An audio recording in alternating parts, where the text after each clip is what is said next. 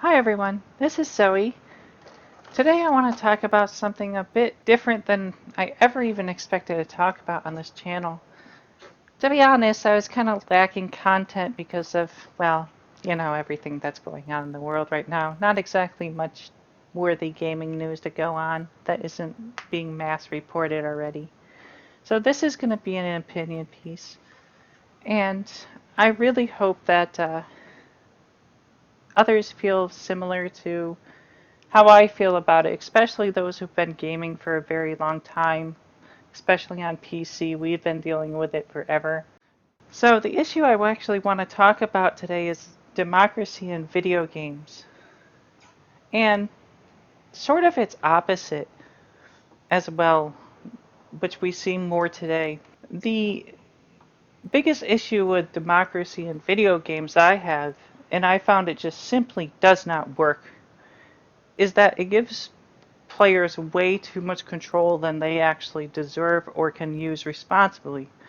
I've encountered this issue ever since the original Counter-Strike. When I was a teenager, I was an administrator of a server, a clan server, and one day we decided to install a plugin that would let players vote kick each other out of the server, even if they had no admin privileges or were even a clan member. Now, this sounds good in theory if it just so happens there's no admins in the server and there's a toxic player or a griefer or even worse, a cheater who's hacking in the game. The players could then remove them by just voting them out, and that player would get like a temporary ban. It was like 15 minutes or something. But the issue is, I found the complete reverse actually occurred. It targeted innocent players more than anything. Players that were exceedingly good on the public server were targeted with vote kicks more than anyone else. Then there was the occasional um, case where a player is the last person alive on their team, they're outnumbered, and their own team gets way too impatient and decides to vote kick them rather than waiting for them to die. One of the most hilarious things I've seen on this occur is someone would kill like 5 people while being the only person left on their team, eliminating the entire other team, winning the round, and then that kick finally hits in, and then they're removed from the server right after they win. I know that may sound funny, but when you're trying to run the server, it isn't. And it certainly isn't fun for that player who gets punished just because he didn't die fast enough for his teammates. The problem with this plugin is that even though I was an administrator, I couldn't cancel it mid-vote. So this just left me having to punish those who would unfortunately abuse it if I caught them doing so, which was often, like every day, multiple times a day. It was just over and over and over again. And you would think that, punishing these other players would matter, but back then, everyone played Counter-Strike basically on public servers hosted by mostly clans back then. With Counter-Strike back then being one of the most popular games to be played online, literally it was probably one of the top games other than maybe some of the early MMOs. So the problem was these players, they're able to just change server and may never even come back to your server ever because there were so many to choose from. And even if they did, they wouldn't care. So there was no way to actually instill an actual fear of abusing it and consequences. It got to the point where it frustrated me so much I demanded that either I be removed as an admin or they get rid of the plugin. It only took one day after the first initial no for the rest of the clan to realize just how bad it was, and did so. This made the server so much better because we happened to have enough clan members who would be on all different times of the day to properly run the server. So we were virtually, cheater free, griefer free, and it was always a pretty positive place to be around. That was my first example of learning democracy didn't work in video games. and I had to learn it the hard way. I have other examples, of course. Another game where unfortunately I was the victim instead of having to sit there and deal with other abusers and try to fix the issue. In this case, I was the victim. Back in Battlefield 2, there used to be a commander role where one player on each team could be the commander. They could do artillery strikes, drop supplies, scan for enemies, and issue orders to the troops on the battlefield to direct them where to go. Now, I'm not trying to brag, but I was always a decent commander, and my win rate as commander was actually quite good. But the problem is, players realized they could abuse the vote kick system for the commander because the developers thought it would be a good idea to put that feature in the game naturally so that way if there was a bad commander who was like not giving orders or even worse artillery striking their own men that they could then eject that person and replace them. Well, what ended up happening was massive abuse of servers that would wait till your team is about to win. So imagine you're the commander. You led your team to victory. There's a few seconds left on the clock, and then all of a sudden that vote starts up for no reason. It's clear you did nothing wrong. You led them to victory. And all of a sudden, you're kicked out from the commander's seat. And then everyone else who just did that is trying to apply for it. And naturally, the way that game worked is the highest ranking person to apply for it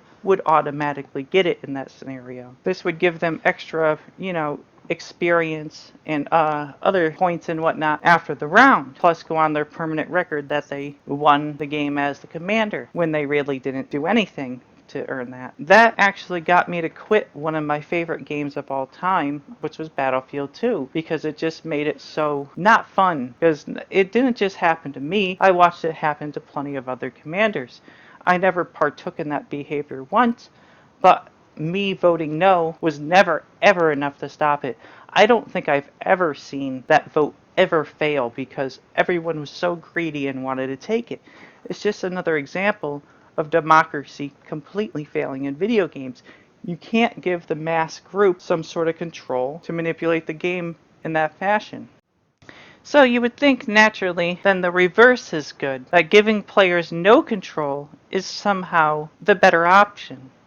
But believe it or not, developers have failed in this too, and we see that in modern times in games today. Ironically, I'll have to point to Battlefield 5, where on the PC version, there are so many hackers, and I'm not falsely accusing, just to be clear, that they are clearly hacking. Like, they'll take out a pistol and shoot someone miles down the map, that through buildings, through tanks, through everything, it would be completely absurd. They're nowhere even near the other players. There's no way they could even see them, and they'll just take out entire teams like that.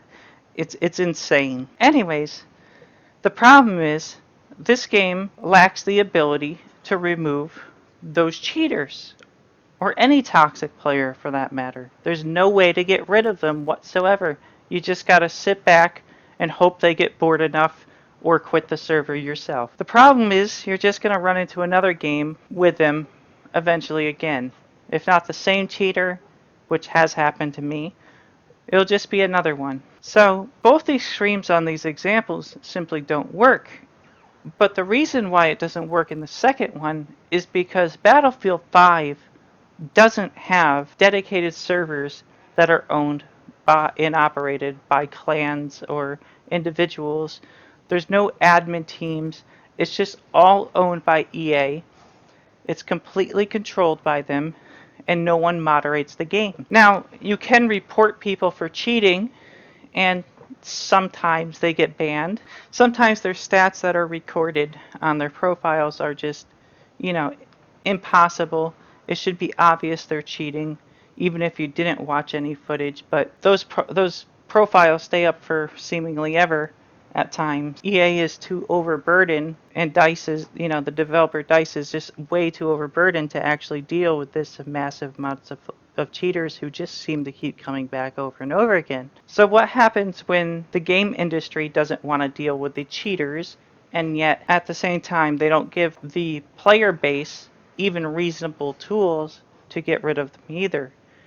Like I said before, democracy doesn't work in video games, but privately owned servers that are run, they do as long as there's a good moderation team in them. If you have a good admin team, that server will flourish. Any trouble that arises can be quickly handled. But very few games today allow for private servers to exist. And all it does now is reward the worst of us.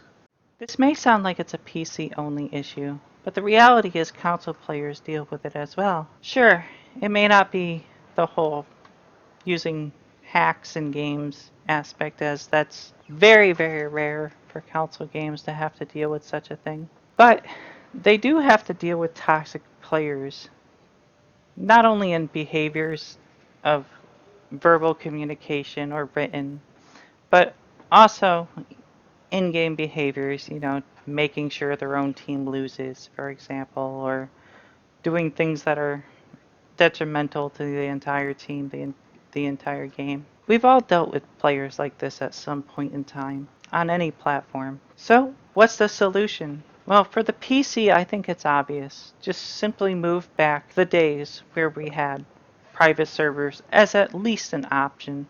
If the companies want to host basically on moderated servers, let them, but at least give us the option to host our own servers again. Because overall, a strong moderation team of admins are always going to be superior than to hand the power to the people and masses, and it's always going to be better than nothing at all, like what you see in Battlefield 5. Like, I know I'm harping on that game, but it's a disaster. Console games are a bit more complex to fix this issue with, despite them having one less issue, of course. That's because they've never really had the option to let you connect to private servers in such a way, at least not officially. But maybe this could be the era where we could actually see this starting to occur, because we already see cross-platform. I understand the companies that make consoles, they never wanted you to leave their platform in a way, in a sense. They want complete control over what you experience in a way. They're closed systems. But with crossplay coming up more and more often in modern titles, perhaps that's changing. And if that is, why not allow people to connect to servers for games?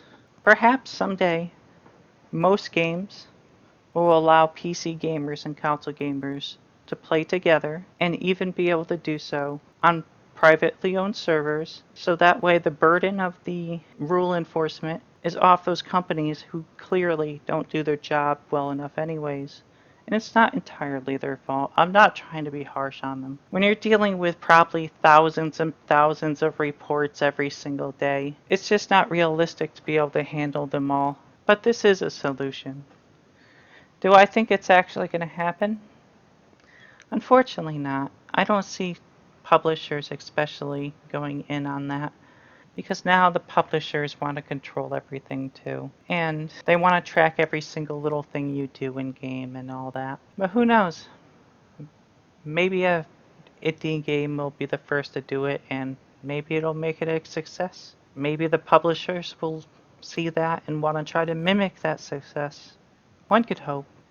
I know this was a pretty random topic, and I know I've gone on a tad too long. It's just something that I've been thinking on and off about for literally decades now, ever since that experience in Counter-Strike I shared earlier, and how games have handled it no better in recent times. But I would love to hear what you think about it. So please, leave a comment if you have any thoughts on this issue whatsoever. If you like this video, please leave a like and consider subscribing. Thank you.